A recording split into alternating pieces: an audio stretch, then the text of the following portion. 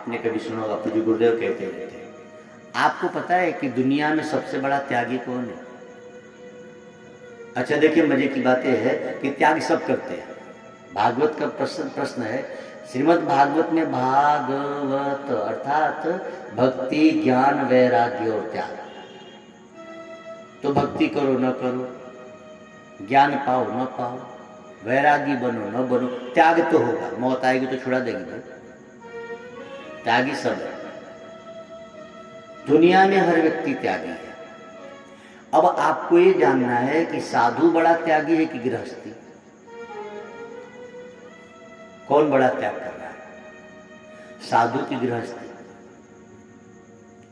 गृहस्थ बड़ा त्यागी है कि साधु बड़ा त्यागी है भाई? अच्छा, बड़ा सुंदर प्रश्न है ये। त्यागी कौन है बड़ा?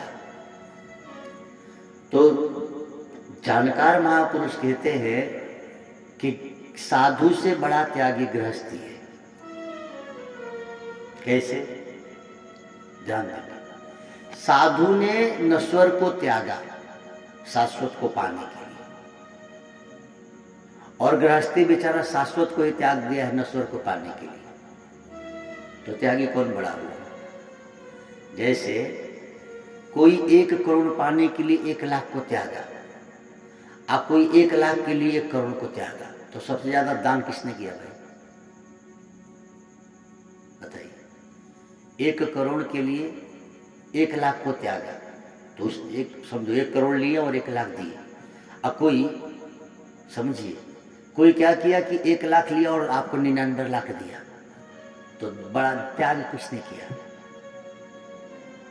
जिसने 99 दिया। गृहस्थी आदमी नश्वर को पाने के लिए शाश्वत को छोड़ दिया, वही त्यागी है ना बड़ा।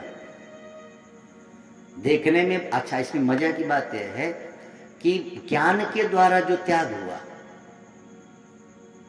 वह त्याग सार्थक है, और उस त्याग के बदले उसको फल भी सुख में मिलता है। अज्ञान के द्वारा जो त्याग हुआ वो नश्वर है, और उसका फल भी नश्वर मिलता है। हम लोग ईश्वर के लिए ईश्वर को छोड़ दिए और संसार को पकड़ लिए, इसलिए हम दुखी हैं। और उन्होंने संसार को छोड़ा और भगवान को पकड़ा तो सुखी हैं। अच्छा, जो संसार को छोड़ के ईश्वर की तरफ चलता है उसको जगवंदन करता है, लेकिन जो भगवान को छोड़ दिया और संसार को पकड़ा है उसको कौन वंदन करता है? हालांकि त्याग वही उसने बड़ा किया है, ईश्वर को छोड़ दिया। कितना बड़ा त्यागी है, देखो। ये हम सबकी हालत है। आप और हम जितना समय संसार में लगाते हैं, जबकि संसार मिल भी जाए तो रहने वाला नहीं है। सोचिए हम लोग कितने महान हैं। हम और आप सुबह से लेके शाम तक जितना समय संसार को पाने में लगाते हैं, माला तो 10 पूरी हुई, रखो काम हो गया। वो भी नहीं करते, यदि कहे नहीं होते कि 10 माला करो। दुनिया में और भी बहुत गुरुओं के शिष्यों कहाँ करते हैं। गुरु जी ने कान में फूंक दिया, आधा थूका होगा आधा फूका होगा, कह दिया जा नहाना तो 2-4 बार ले लेना। हमसे कई लोग मिले, हमने पूछा कि गुरु मंत्र लिए? बोले हाँ। मंत्र जब तो बोले भुला गए।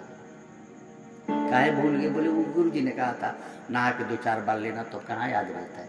हद है, कैसे गुरु और कैसे चले। ये तो ठीक है, हमारा आपका सौभाग्य के ऐसे गुरु मिले कहे 10 माला जपना, तो हम लोग भी गिन के ही 10 माला जपते हैं।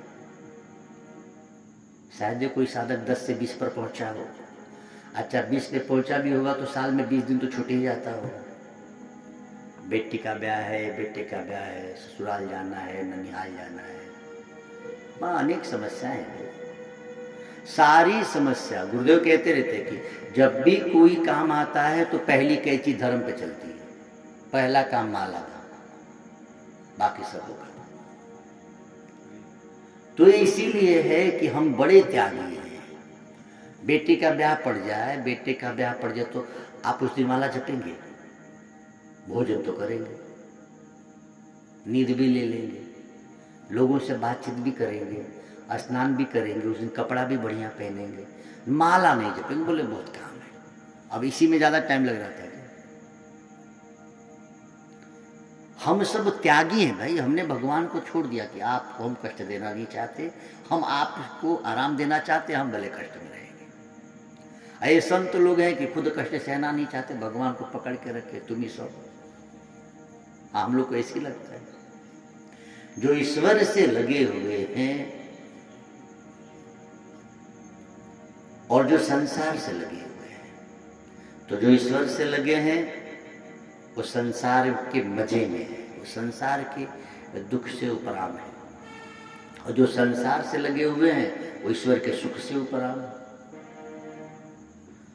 अब इन दोनों में त्यागी को, तो गोविंद कहते हैं कि तुम मेरी फिक्र मत करो, मेरी शरण आ जाओगे तो पहले तो लगेगा कि हम गुरु और भगवान की शरण गए, लेकिन जब ज्ञान बढ़ेगा, साधना बढ़ेगी, तो लगेगा कि जो गुरु में था, गोविंद में था, वही मुझ में था। ये दिखते अलग अलग थे, वास्तव में हम एक।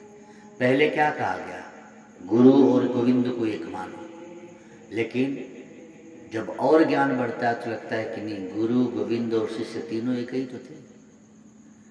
वही कहीं शिष्य बना है, कहीं गुरु बना है, वही कहीं सत्संग सुना रहा है, कहीं सत्संग सुन रहा है। सब कुछ है उसी की लीला।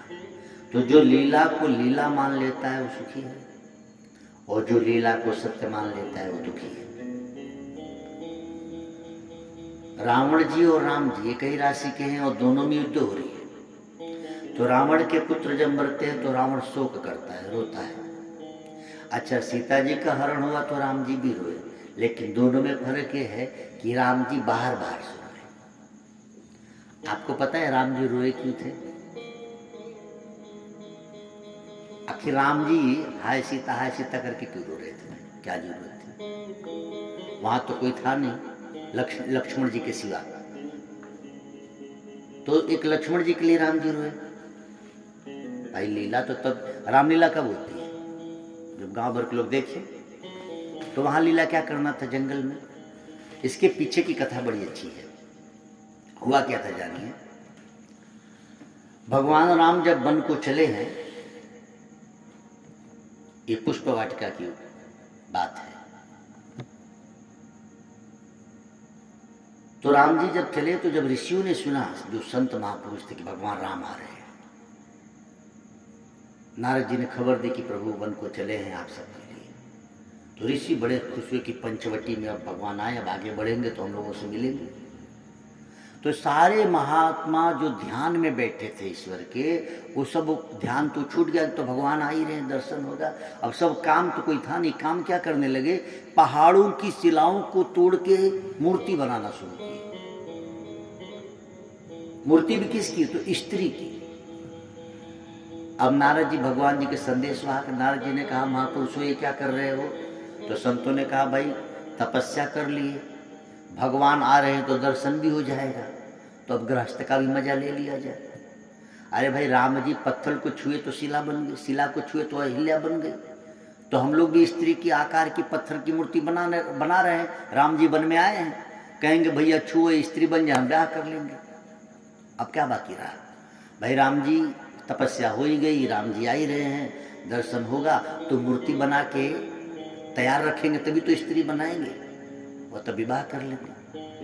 तो ये बात जब आके नारद जी ने राम जी को बताई, तो भगवान को लगा कि तब तो बड़ा गड़बड़ हो गया। अब उन संतों को सीख देना था भगवान को, तो भगवान हाय सीते करके विलाप करने लगे। अच्छा, इतना जोर जोर से राम रोना शुरू किए हैं कि संतों के कानों तक आवाज गई। इस घनघोर जंगल में इतना विलाप कौन कर रहा है? नारद जी गए, भगवान ने कहा अच्छा बता। नारद जी से पूछा ये कौन रो रहा? बोले राम जी रो रहे। क्यों? बोले सीता जी का हरण हो गया है। तो संतों ने कहा तो इसमें क्या मुसीबत है, पत्नी है, कोई ले गया तो ले गया, तो रो क्यों रहे? बोले अरे भैया रोना पड़ता है, नियम है, पत्नी यदि खो जाए तो रोना चाहिए भैया, मर्यादा है। संतों ने कहा हे भगवान, पत्नी खो जाए तो रोना भी पड़ता है? तो नारद जी ने कहा जब भगवान ही रो रहे हैं तो आपको नहीं रोना पड़ेगा। संतों ने कहा जितनी मूर्ति बनाए हो तोड़ो भैया, ये तो बड़ा खतरनाक काम है ब्याह करना।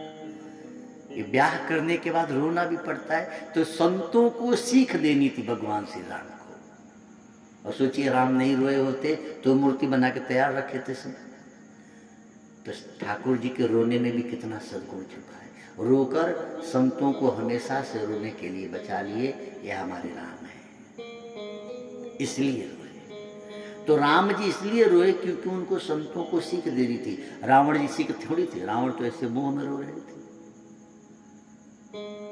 घटना दोनों के संग घटती है, एक लीला है और एक उसको सत्य मान के रोते हैं। आप भी अपने घर में, हम भी और आप भी घर में रहे, सुख दुख के प्रसंग में हंसना और रोना ठीक, लेकिन अंदर से यह ज्ञान रहना चाहिए कि वास्तव में ये लीला है, पूरा जीवन ही स्वप्न है, सब कुछ सपने में हो रहा है। जैसे सपने में हम मेला में गए, ट्रेन में बैठे, बस में बैठे, किसी के विवाह में गए, स्नान कर रहे हैं, कहीं झगड़ा कर रहे हैं, कहीं नाच गाना, ये सब सपने में होता है, लेकिन नींद खुली तो आप खाट पे थे। ऐसे ही हम सब सपने में ही सब कुछ कर रहे हैं, जब नींद खुलेगी तो हम भी वहीं रहेंगे। जैसे नींद खुली तो आप खाट पे भोपतपुर में, वैसे जब मृत्यु होती है, इसीलिए आपने कई बार सुना होगा, ऐसी कथाएं हैं, भागवत में भी कथा आती है पुरंजन की, जब नींद खुलेगी तो आप अपने को वहीं पाओगे। तो फिर इतना झमेला क्यों है? यह मोह निशा सब सोवन हारा, देख रहे स्वप्न अनेक प्रकारा। मोह के कारण ये स्वप्न है। इसी मोह को जब हम सत्संग के द्वारा पार हो जाते हैं तो ये स्वप्न हमारा सदा के लिए टूट जाता है। बार बार रोज सो, रोज सपना देखो तो कितनी बेवकूफ़ी है। हम रोज ईश्वर का दर्शन, इसीलिए सोने का भी एक नियम है, जब भी रात को सोए ना तो ध्यान रखें, सोने से पहले, बाद में आप कोई भी करवट लीजिए कोई बात नहीं, लेकिन सोते समय ध्यान रखिए कि हमारा दाहिना स्वर चल रहा है कि नहीं। आज से शुरू कर दो, रात को सोइए तो देखिए दाहिना स्वर चल रहा है कि नहीं चल रहा हो तो बाएं करवट लेट जाइए, थोड़ा सा दाहिना स्वर चलने लगे फिर सो जाइए, फिर चाहे जिधर भी रहे कोई दिक्कत नहीं। और सुबह उठे तो तुरंत ना बैठे, उठने के बाद भी ध्यान देना चाहिए कि स्वर कौन सा चल रहा है। सुबह उठे चाहे जिस तरफ हो आप, पहले दाहिने तरफ करवट ले और फिर उठे, ये सोकर उठने का तरीका है। उसके बाद तो श्वास देखना, धरती पे कदम रखना, वो अलग बात है। आप स्वाभाविक दाहिना स्वर चल जाएगा।